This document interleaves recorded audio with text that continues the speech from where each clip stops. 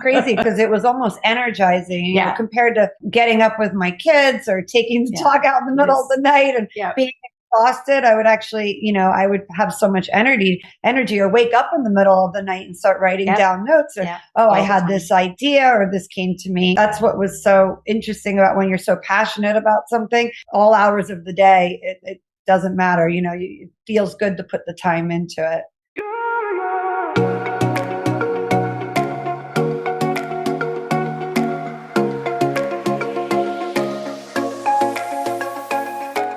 Welcome to Making the Brand, the podcast where marketing and pop culture collide. I'm your host, Brianne Fleming. I can't wait to chat about brands, boy bands, and everything in between. Because brands who have a pulse on pop culture can create adoring fans of their own. All right, everyone. Welcome back to the Making the Brand podcast, the show where we geek out about marketing, but with a dose of fangirling, and that's definitely what's happening today.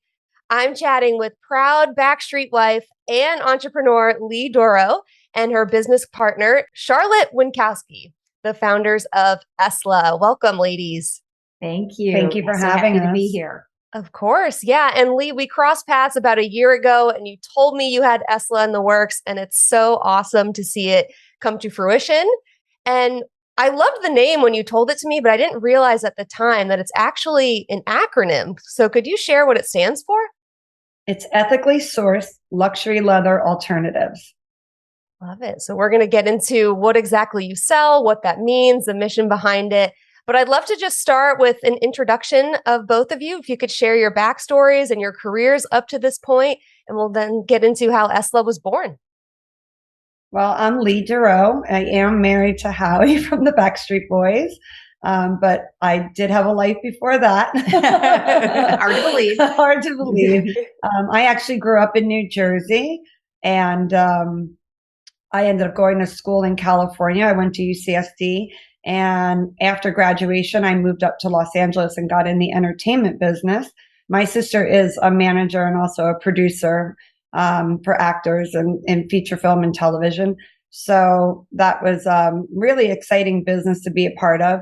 But eventually I moved on to music videos and commercials. And actually from there, I started doing web content and ended up working for the Backstreet Boys on their 2001 Black and Blue tour. I was their webmaster and did all of their video content. For the time, back then it was something that had really never been done before, especially following a band around, creating a content that was a part of the VIP area of the website. And we charged people money to see the content. That was also unheard of for the time. And that's how I met my husband.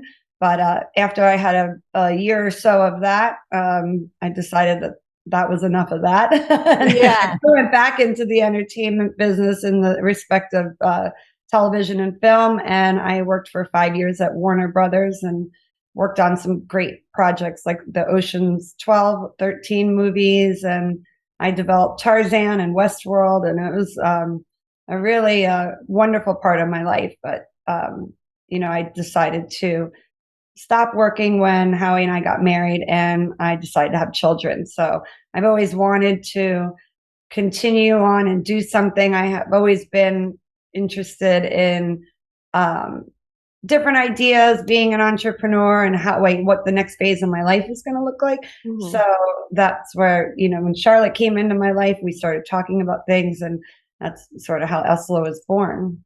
Yeah. And, to do, websites and design and be part of marketing and that aspect of the business. I mean, I'm sure you always had this creative side of you that you've wanted to express. So it's great to see that you're doing that with ESLLA. But I want to know, did you go around the world in 100 hours for the Black and Blue tour? I actually started with them like literally a week after they did that. Okay. I think I might have even been hired, but I don't know if it was fortunately or unfortunately, the timing did not work out. So I missed out on that. But I think the call video shoot was not, it was either that actually, I'm not, it was right around the same time. So it's like, it was just, I just missed it. Yeah. I wish I had. Did you know that they went around the world? I've heard about it, 100 but hours? oh my God, that's crazy. That's Yeah. great. Did they stop and did tours in that? On different continents. Wow. Yeah. That's amazing. What you had to do back then, I guess, pre-social media. Yeah. Oh yeah. Podcasts were Physically had to go. yeah. How exhausting. So Charlotte, what is your backstory? So mine is a little bit different. Certainly not nearly as exciting. I was in electronics for most of my life. For a good 20 plus years, I sold electronics, and so that was really kind of my background. And there was a time in my life, I've always had this, because I do a lot of electronics, I've always talked to so many different companies who have invented products, and I have like so drawn to them and what made them create this, and how, how your mind works and what. So it's just been something that I've been extremely passionate about, just business in general, very much in philanthropy, for trying to find a way to give back, trying to find something to do to find some purpose. So I did electronics. I had an online e-commerce business for about 10 years. So I did learn a little bit about that industry, which was very interesting, which I loved. And a little different than Leigh for me, about a year before I turned 60, I literally just had this feeling of I need to think about what I thought about what I did with my first 20, my second 20 years, my third 20 years. I'm I only have another, 20 years, I've got 20 to 60 to 80 that I'm going to be in the work environment. And I really decided, I knew there was something I wanted to do. Leigh and I talked so many times about businesses, and she had just great ideas, and we both had that same passion. But I knew we wanted to find something that mattered. I want something to matter to my children, to leave for my grandchildren. So that's what drove us. And then all of a sudden we found ESLLA. So that's really where our mission was prior to that. That's amazing. I think we're seeing that trend a lot with people kind of thinking about what their second act is going to be. Would you consider this your second act? Yes. Absolutely. Yes. Yes, most definitely. Yeah. And leaving a legacy for your kids and grandkids. I think that's so powerful, and to, let purpose lead you into your next endeavor and all of your past endeavors as well. That's really great. So how did you two meet? How did you cross paths? Do you want to? Well, we actually met through a mutual friend, and it was about 10 years ago. We met through, and to be honest, I tell her this all the time. I was so nervous. At the time, I was going through a little bit of a challenge with a medical issue I had, and I was just super nervous to meet her. I was I've never met a celebrity. I don't know how to act. I don't even, it was hilarious. I was so keyed up about it, and within literally minutes of Howie and Leigh walking in, they were the most genuine, kind people. It was nothing like I had expected it, and they were so warm and welcoming that I just absolutely fell in love with them, and we became very fast, instant friends. And the more we talked about her children and her family and her values, and I mean, we just shared in so many things that it was just a very instant connection for me. Yeah, I get it. I was supposed to marry a Backstreet Boy, but I can't help but love Leigh either, so it's fine. That's great. So how did you two decide to go into business together? When did that start to become a conversation? How did that go? I think very early on, we started talking about, we just always had very similar interests, and we had common values, and we would always bounce ideas off each other. If we would see something, the latest and greatest of whatever, whether it be makeup, beauty, fashion, we were always talking about different things. And we both had this, core entrepreneurial spirit that I think we could see that, the more we got to talking, we were, there was a time when I came to her with an idea, and she couldn't believe it because the week before she had literally had the same idea. That's true. Yeah. I think as soon as I started talking to Leigh, one, she's very intelligent, and I knew she had a lot of drive, but she had very small children, because you think 10 years ago when we first started talking, Holden was a baby. He was literally, just 9 months old. So it wasn't the right time, but there was just this, we would just bounce ideas off each other constantly. And that's how my mind works. And I love that we shared that. So we were always talking about it for many years, but the time wasn't right, even though we thought of lots of different things for her and her life and Howie's career. But when these last few years, I knew she was serious. Her kids were getting older and old enough that she had that time that she could devote to something. And I was at that different place in my life where, okay, I'm determined to find something that that we're going to be passionate about. We're going to make something better than what we have. So that's where we really got serious about it, like 2 years ago. Yeah, that's so inspiring. I love, again, like I said, when brands lead with that, and to let that passion lead you, it's going to be what keeps you going and makes you want to keep changing the world in your own way. So that's really powerful. ESLLA, I mean, it's very apparent, even just on your website and with the acronym and everything, that it's such a values-driven brand. And I notice it's in your products and your collections, and the way that you wrote about each of the collections. Even that is meaningful. And if I may, I'd like to read a description you have for your Dharma crossbody bag, because I never see copy like this. I know brands, they preach being values driven, but you seem to be living it and breathing it. You said, our personal Dharma is crafted by developing the virtue of mindfulness, by fine-tuning our awareness of how we treat others as well as ourselves. We will know what to do. Through this process, we naturally embrace the golden rule: treat others as you would like to be treated. And this is on a product page for handbags. And I love that. It's so refreshing to see. So if you could shed some light just on what ESLLA wants to stand for as a brand, why these values were so important to your vision, and how you're disrupting the handbag category with product descriptions alone, just like this. I mean, I think we want to be socially conscious, our core, at our core, caring about the planet, caring about what we're going to leave for the next generation. We just wanted to make a difference in some way.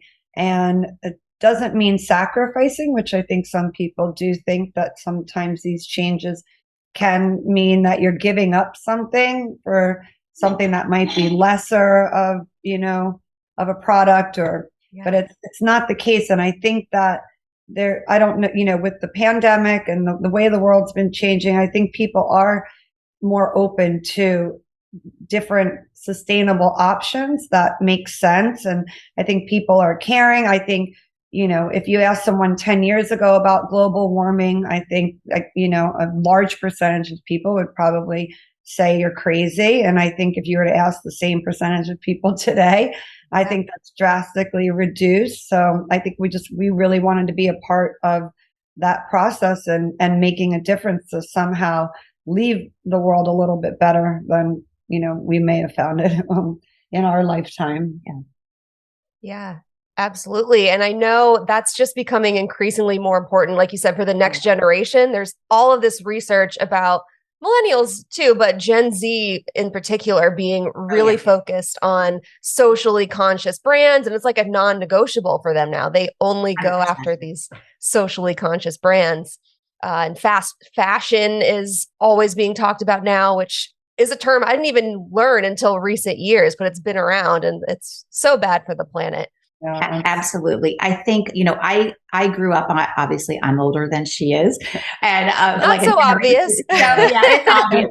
But I grew up in a different time and day and age where we literally, and it's sad because I look at it now, there was so much we didn't know about, the environment. And we had this, I had this love for luxury handbags. I love them. I think they're just beautiful. It's something I always loved and kind of gravitated towards, more than anything in fashion. It was always about the handbags but then kind of looking at like sustainability and things that my children have helped teach me. Leigh has helped teach me in that respect. But it wasn't until my brother brought a video that he had seen on these gentlemen that had created Deserto cactus leather. And he said, watch this video. This is so cool. So it was about a 7-minute video. And first of all, they were two gentlemen that decided to create an alternative leather out of cactus, which requires very little irrigation. It doesn't kill the cactus. They only take the mature leaves from it. So that part of it was really great. It's very sustainable. Even just the tanning process is done like in the sun. So it's actually done naturally. Well, I watched this video and realized in there, they show you like kind of the horrors of what's happening in the fashion industry and the leather tanning process for not only for the animals, but also for the workers that are in there. When I got off of watching, I couldn't wait to talk to Leigh. I was like, oh my God, it was literally like, this is what I want to do. I'm part of this and I'm learning, but it was just this huge eye-opening experience for me. Yeah, I love when that happens, when you encounter like one specific thing that opens your eyes like that, and it's just like all the signs are there. And cactus leather, I mean, that is just so interesting. I'll have to check out that video myself if you still have it. It's great. It's on our website. It's great though. It really is. It's educational. It's great. Yeah, very cool. Well, Leigh, I read that your mother was actually a holistic doctor. So maybe this, sustainability and being conscious about this has been a part of your life for a while. Could you get into that? Yeah, that's really where it did hit home when Charlotte brought up the idea to me, and I watched the video. All of a sudden it was like a light bulb moment. It felt like it all really made sense. And I grew up. My mother was a single mom and worked 2 to 3 jobs my whole life. She had a plant store actually as one of the side jobs. She worked for the government, but she was always into natural medicine, like recycling in the 70s. I mean, we were always the kids that were doing that when nobody else was. And, this back in the 80s, she was giving me herbs like echinacea. And I mean, people literally thought she was like a witch doctor. And it wasn't until years later that instead of people looking at me like I was crazy, they started coming to me for advice. And what would your mom say? And, she studied Chinese medicine, which is herbs and essential oils for years. It was just such an education for me. And I've always turned to a more, natural approach, and even raising my own children instead of turning to always Western medicine. I like to do a combination of both Eastern and Western, and just try to marry the two. But, she always was a huge influence in my life that encouraged me to just do better if I could, or be better to my body, be better to the planet. So, I've always, and it's hard. It's hard to make those conscious decisions every single day, but I try to. But that's what was so, interesting when Charlotte brought this to me. It felt like it was like a piece of the puzzle that fit. Yeah, and it feels personal, right? Yeah, I think that's a good marketing point to bring up, because I think a lot of times when we talk about marketing and branding, it's like, make something for your audience. It's all about your audience, but I always think it has to start with you personally first. Absolutely. That's what's going to drive you. Oh yeah. You have to have that passion behind your product. I mean, without a doubt. I mean, business is hard and you can have the best idea, but again, you have to believe in it. And you have to live it. So. Yeah. So it sounds like this message and this vision resonated with you as well, Charlotte. That's really awesome. Yes. Well, I have to say the bags themselves are gorgeous. I love like the neutral colors. I love the chain. They're just so beautifully designed. And so far you have a crossbody, a clutch, and a tote bag. So I'd love to learn about what the design process was like for launching this collection. What was your vision and how did you bring that to life from a design standpoint? I think the first piece that came to me was while I was touring, I stumbled across a bag in a small little boutique in a tiny town, and it was actually a neoprene bag, oddly enough. And so it wasn't even, this expensive high-end bag or anything, but, I put it on and it had this chain, and I just said, my gosh, there's something really cool about this chain. I love the gunmetal. I love the weight. I just love the way that it catches the light. And, when you put it on with certain colors, it picks up certain tones. Yes. And, it was very unique. And so when this been not too long after Charlotte and I started discussing that we were going to move forward with this, and, that we were kind of looking for inspiration. So that was the first piece of the puzzle. And I came back, I showed it to Charlotte, and she felt exactly the same way. This is great.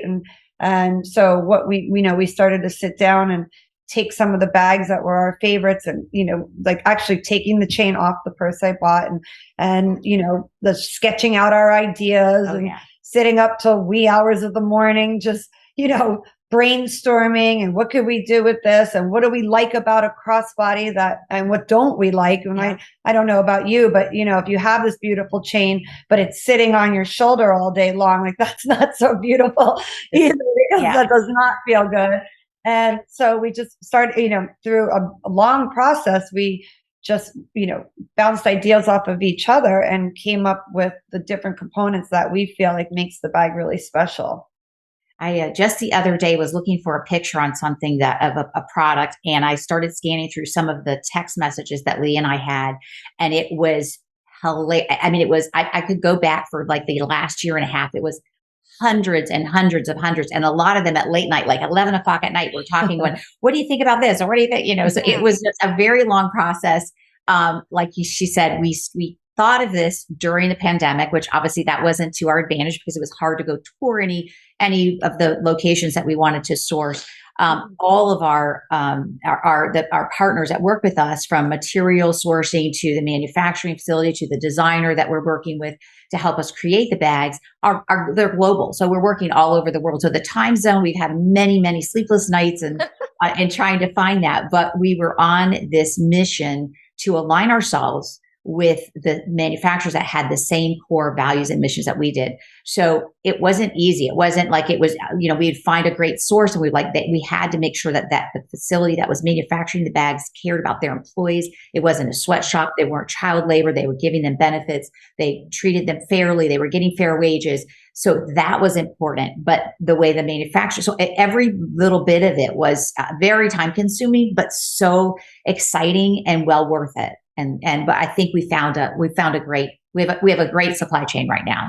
So that is just so refreshing to hear. I think for a lot of entrepreneurs, they just want to get their ideas out as fast as possible. But it sounds like you both really vetted the partners you were working with and really, really did things right. So, and I love that you had texts going through all hours of the night. And I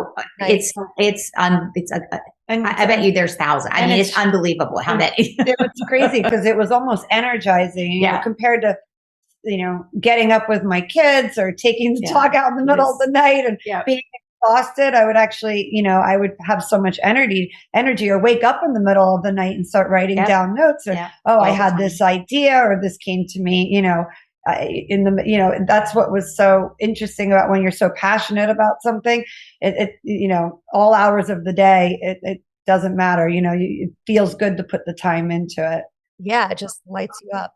Yeah, it does. And what was great about it for both of us, my husband is as passionate about this as I am. Howie is as passionate about it as Leigh is. And my brother, they're all they're excited. They want to know about it. They give input. They're super supportive.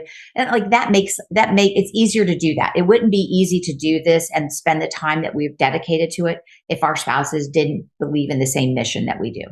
So it was super helpful. Shout out to the spouses. I don't know if my husband can hear me outside the room, but love you, honey. Thank you. That's right. Yeah. He's the same way.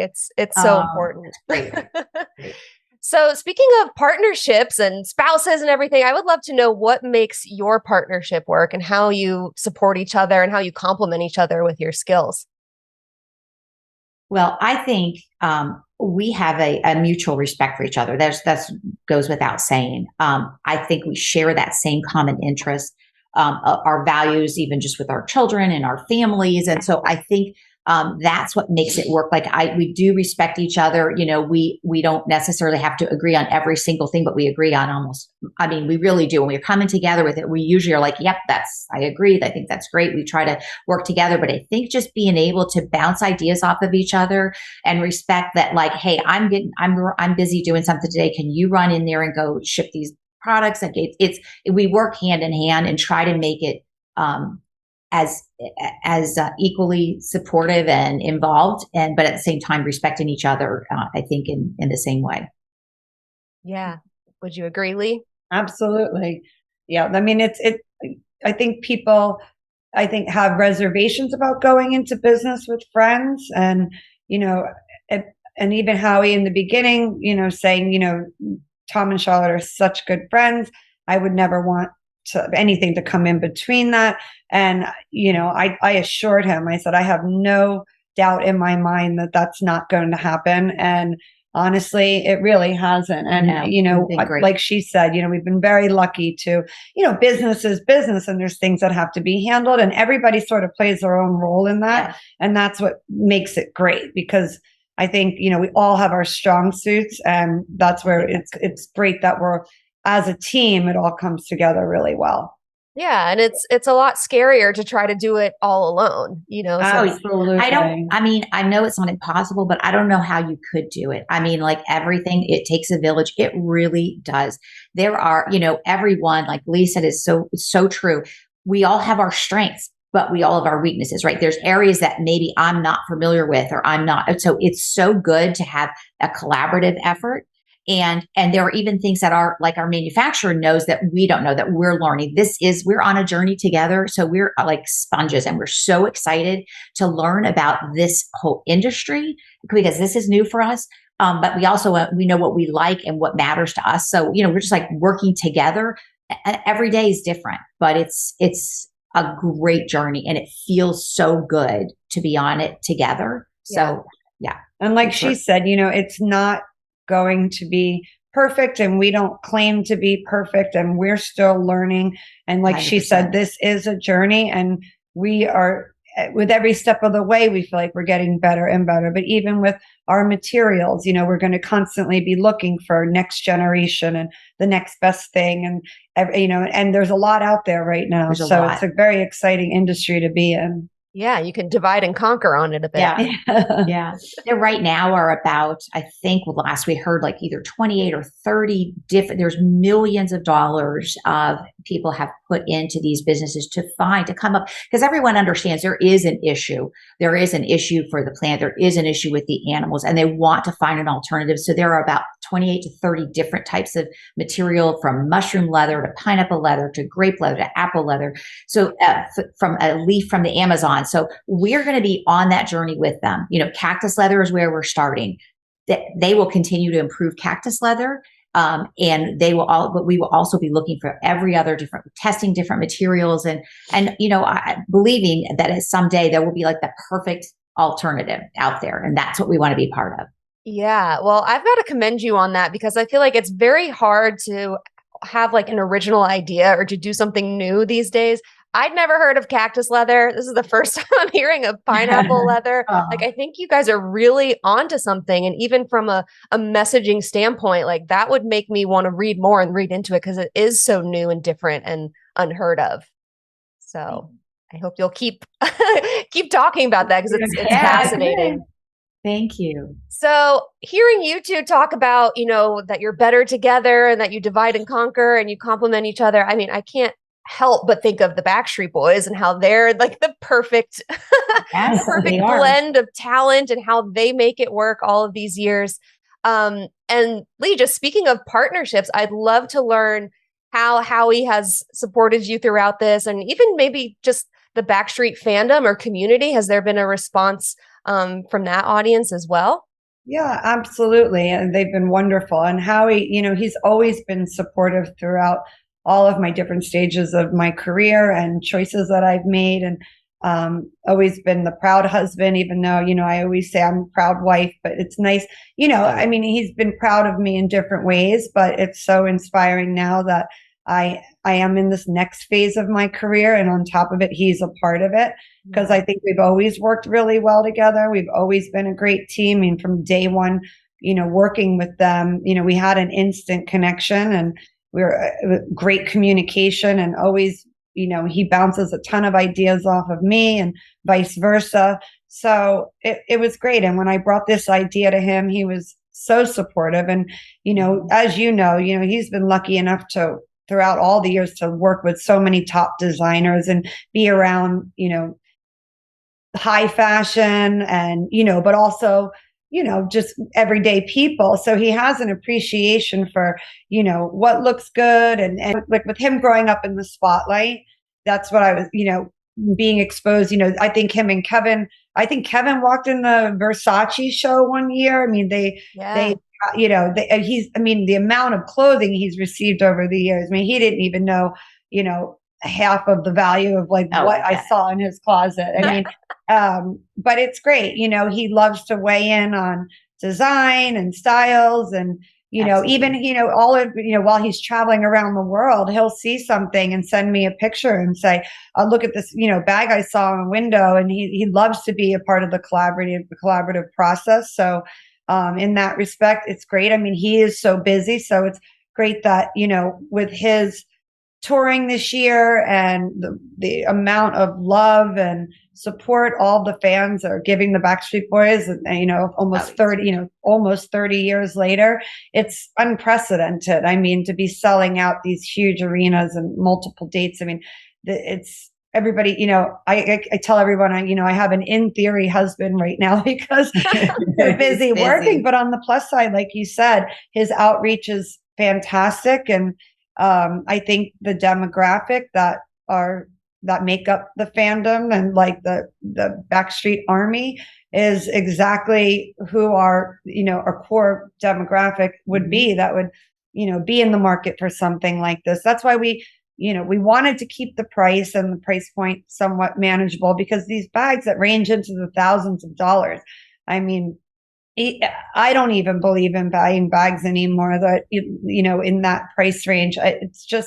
It seems excessive sometimes. I mean, yes, they're beautiful, but, we wanted to find a perspective on a luxurious bag that didn't have to cost thousands of dollars and actually, is a better choice in so many different ways. So to have Howie a part of it, and it has been a wonderful experience so far. So we're excited that, he can reach such a broad range of people. Yeah. And I can't thank the fans enough for being so supportive so far. And we're very new, but I look forward to, bringing, maybe we could even bring a piece of merchandise one day. Yeah. Maybe a clear bag is in your future. Yeah, there you go. Maybe backpack, or we can't do backpack or belt, but Howie, I agree 100%. Because we got, very busy before our launch, and the emails were just flying like crazy back and forth between the shop and the manufacturer and everyone. And so we took Howie off, and I think that was Leigh's suggestion. You know what? Howie gets so many emails. Let's take him off this, because he was on everything before. And he came home and he's like, don't take me off the email. I want to hear about everything, because I may not be able to respond, but I want to know everything you guys are doing. And I was so happy about that, because he has been 100% with us from day one, obviously supports Leigh in everything she does, but he's been great about being involved. When we're on our calls, he's there, and he adds in, he gives his opinion. So he's absolutely a part of that. And the other thing that I was going to say, two more things, but just that the fan base has been great. Howie's posted it on his site, and they're his fans, but they have been really warm and welcoming to this idea just from their little, comments. And that's been really nice. And on top of that, the wives that are Leigh's friends, from the other members in the band, they've been really supportive and very, very kind and very nice. And obviously also believe in that same mission. Of more sustainable. So it's been wonderful. That's been great. They say never meet your heroes, but I've met the Backstreet Boys before. I've spent some time with Howie when we met last year, and I don't really believe that when it comes to the Backstreet Boys. I think they're all as amazing as they seem to the public. So it's great to hear little candid things like that. Like, put me back on the email chain. Like, that just so pure. Yep. Gotta love them. So you've set a great foundation so far. I mean, you've just launched. I saw you did a really amazing launch party. Your website is gorgeous. You are working on a giveaway with Howie and the fans. So what is next for ESLLA from a marketing standpoint? Where do you want to go, and what what media do you want to experiment with moving forward? Okay. So what we're going to do next, we're going to be on that constant mission to be finding that next generation materials. We're getting ready to sample another type of material, it's new. We have the small swatches here. So we're going to make one of our bags here in the next 2 weeks. And then what we want to do is expand our line. So right now we have the crossbody, the clutch, and the tote. We would love to do like a backpack, a belt, wallet, maybe that matches those. Yeah. So we do want to expand the line as we see, from our customer base, what they want, what they're looking for, along with continuing to bring on just new material. So hopefully our site one day will have multiple types of materials. Some people choose one type of material because they like something about it, the look and feel about it, and they may prefer another one. So we want to be that company that is open to all new materials, all new suggestions. We're going to try them out and hopefully be able to offer some new alternatives for people. And in regards to the marketing aspect of it, obviously in today's world, social media is unbelievable, and the tools that you can utilize, such as influencers, which that's where we're at now, is getting these bags in the right hands and people that also believe in the same values that we have and can represent the company really well. So that's exciting. And we're out to quite a few people right now, as well as, looking at an online marketing campaign. Obviously, if you have any suggestions, we're more than happy. I'd love to geek out and help however I can. Please, we would love that. Awesome. Yeah. Well, we'll have to talk. I love everything you're doing. I mean, I'm a big handbag fan too. I mean, it's just, from the purpose to, your partnership. I think it's great to see female founders and just the way that you're trying to disrupt such a saturated industry. And like I said, to do something new in this category, I think is so rare. So my hat goes off to both of you. I think it's incredible. Thank you. So what would you say has been your biggest challenge creating ESLLA and launching this brand that you've been working on? For me, I don't want to speak over you, but for me, the biggest challenge is one, again, we're venturing into a marketplace that is, very saturated, right? So we're trying to create something for us. We're trying to bridge that gap between luxury, sustainability, and consciousness. So, when we found this, we loved the material, loved the idea about it, and loved luxury handbags. We found a lot of sustainable handbags, but not in the luxury market. So trying to introduce something that kind of doesn't exist, trying to make our niche that little, find that little market share. That's what we're going after.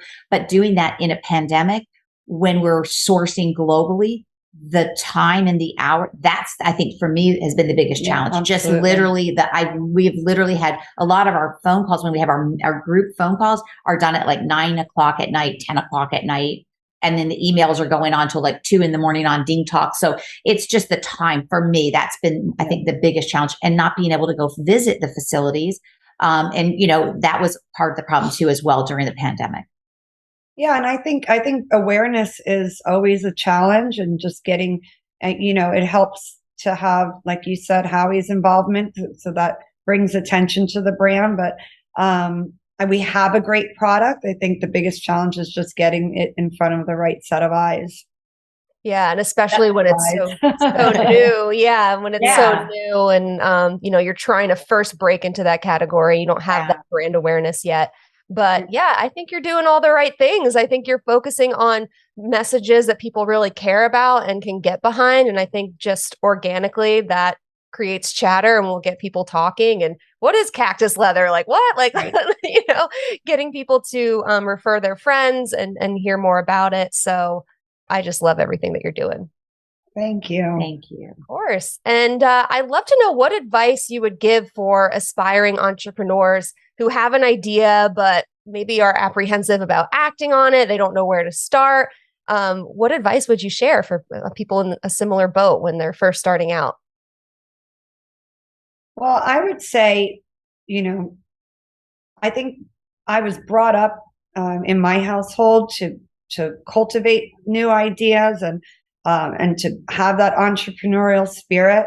And it's great to have that, but it can also be very frustrating because sometimes, what is the right thing? Or you can drive yourself crazy with, is this the right idea? And it's very scary to put something out into the world, and it makes you very vulnerable. Yeah. So I think what's most important is just to have a belief, like you said, in the value of what you're doing. And if you love the product, if you love the idea, then it'll come naturally, because you can't force that. You can, you can pay somebody to talk about your product, but it's not really, it's still not your baby where it comes from your heart. So I think you do have to, number one is believe in yourself, because you're going to have a million doors shut in your face or a million no's. And if you don't lose faith, or it's like an actor who gets rejected for roles over and over again that I saw in my sister's industry, that, if you don't keep believing in yourself, then, you can very easily get beaten down and lose that drive to keep pushing forward. But I think if you stay true to your vision, that will keep driving you forward. So well said. I agree with everything that Leigh's saying. And I really believe like the idea is the most exciting part of it. When you have an idea, it's always exciting. You have something new, but it's also the easiest part.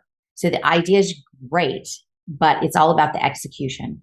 So it's that digging in. It doesn't come easy. Trying, not giving up every day. And like Leigh said, believing in yourself, because, you will have people that will doubt it. I mean, no matter who is creating something, because maybe it's not their passion, or maybe they don't believe in it, or, for whatever reason, maybe they doubt it. So it is just sticking true to yourself if you believe in it, and just finding a way, because there is a way, but it's all about the execution.